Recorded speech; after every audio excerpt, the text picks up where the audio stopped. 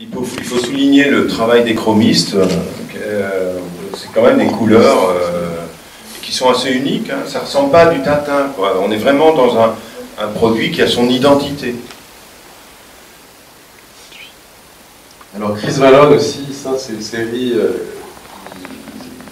qui est très éphémère puisqu'elle n'a que 8 planches. Ça c'est une histoire qui a été prépubliée dans un journal qui avait été créé par Greg, qui s'appelle le journal de Paddy, c'est ça? Oui, qui a assez vite fait faillite, parce que Greg a toujours été un gars qui a eu la folie des grandeurs à tout moment de sa carrière.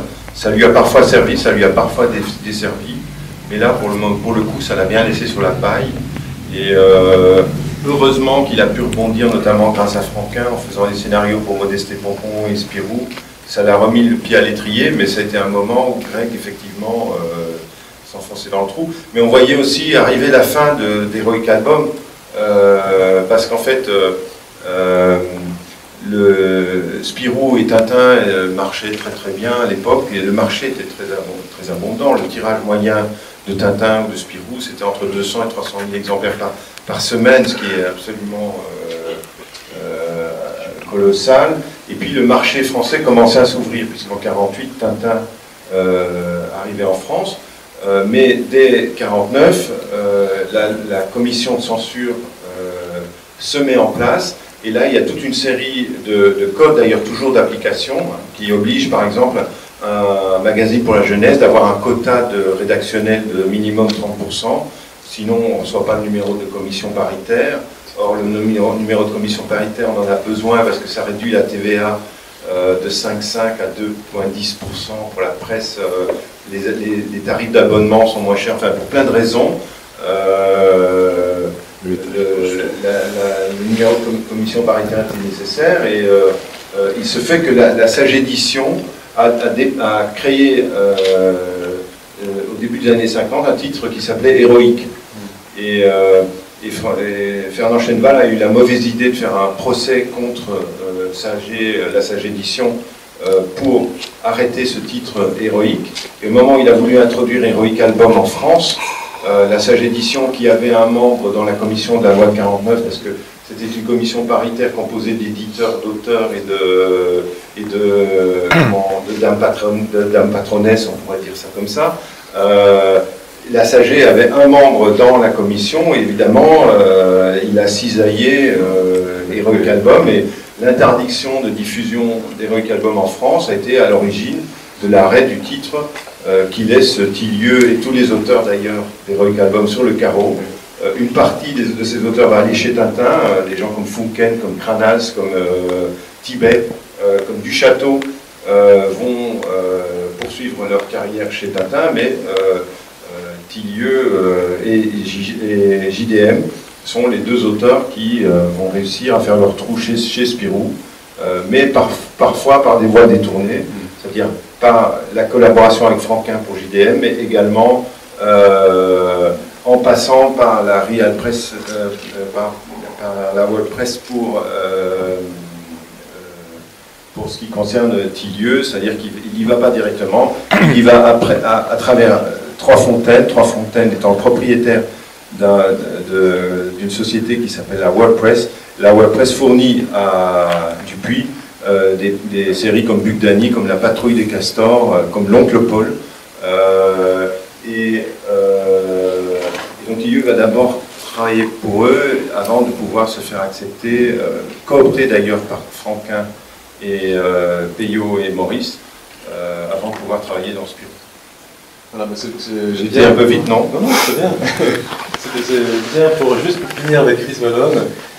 Quand on demandait à Chaland quelle était sa bande dessinée préférée, Chaland disait que c'était les 8 pages de l'aventure inachevée du trésor de Zapatès. On peut comprendre quand on voit la qualité de cette Citroën, le décor. Là, on a affaire, une planche de 55, on a affaire à un très très grand Tillieux. Ça, c'est une autre série importante, pourtant très éphémère, puisqu'elle n'aura qu'un seul album et quelques planches supplémentaires. C'est parce que Tillieux, en fait, rentre chez Dupuis, chez l'éditeur Dupuis, mais pas chez Spirou, toujours pas. Il rentre dans un Dans un autre genre, il s'appelle Risque Tout, c'est ça? Oui, c'est ça, Risque Tout, qui est en fait une création de Georges Troisfontaine pour Dupuis, avec Maurice Rosy comme directeur artistique, à Maurice Rosy imposé par Dupuis. Donc c'est une espèce de relation un peu bizarre, et c'est Rosy qui va faire monter Tillieux au créneau. Et au passage, Le Lac de l'Homme Mort est le dernier album imprimé chez Dupuis en typo. Si je peux vous le dire, c'est parce que Tillieux me l'a dit, il en était très fier de dire c'est le dernier en typo. Et pourquoi? Parce que c'était à l'époque, les tirages n'étaient pas inférieurs à 50 000 exemplaires. Éric Verroux se souvient de notre conversation avec Charles Dupuis. On avait fait une interview pour Modeste et Pompon. On lui expliquait que quand un album ne pouvait pas vendre plus de 50 000 exemplaires, il ne le faisait pas.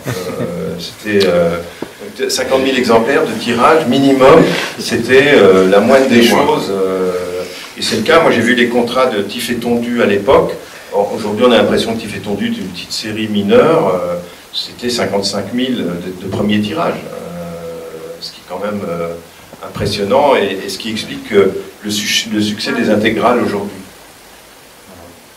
Sur la page de droite, donc c'est la première page de la suite, voir, qui n'a jamais été publiée. Avec des indications de couleur. Ouais, voilà. En micro.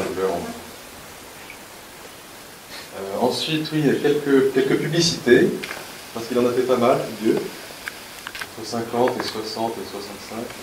Ouais, donc sur la page de gauche, on a une publicité pour les cigarettes Lake City, une première publicité. Et sur la page de droite, il y a toute une série de choses comme ça sur la sécurité routière. Juste une petite anecdote à propos des cigarettes.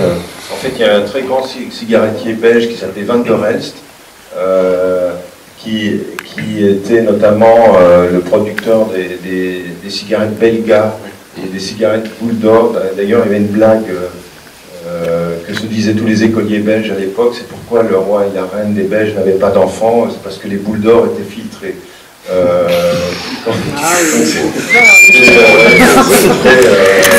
Donc, pourquoi je vous parle des cigarettes Van der Elst? Parce qu'en fait, la fille, l'héritière des Van der Elst, va épouser un auteur de bande dessinée très connu qui s'appelle René Goscinny. Donc, voilà pourquoi je vous parle de cigarettes belges et de Van der Elst. Il y avait aussi des cigarettes Tigra qui étaient produites par Van der Elst. Magnifique paquet. Voilà encore quelques pubs pour la sécurité routière avec un personnage qui s'appelle Balour, que Tillieux va dessiner pendant 10 ou 15 ans, à peu près assez longtemps. C'est-à-dire qu'il va le faire encore après qu'il ait commencé Gilles Jourdan. Alors oui, aujourd'hui, on a des auteurs de BD qui sont ce qu'on appelle des pure players, des vrais auteurs de BD qui ne font que ça de leur vie, et on oublie que les grands classiques belges ont de toute leur vie fait de la pub à côté pour boucler les fins de mois, parce que c'était pas très bien payé la BD, et à l'époque les ventes ne faisaient pas les millions d'exemplaires qu'elles ont fait dans les années à partir des années 70 et 80.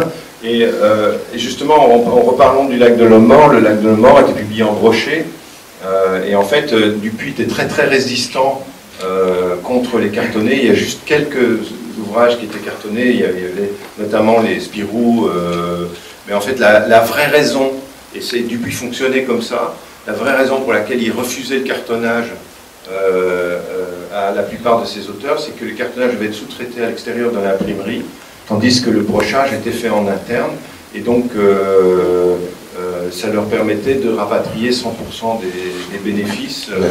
Donc sous l'argument de dire que le cartonnage aurait fait un produit trop cher, c'était en réalité un prétexte pour continuer à faire en sorte que la fabrication reste à l'intérieur de l'entreprise.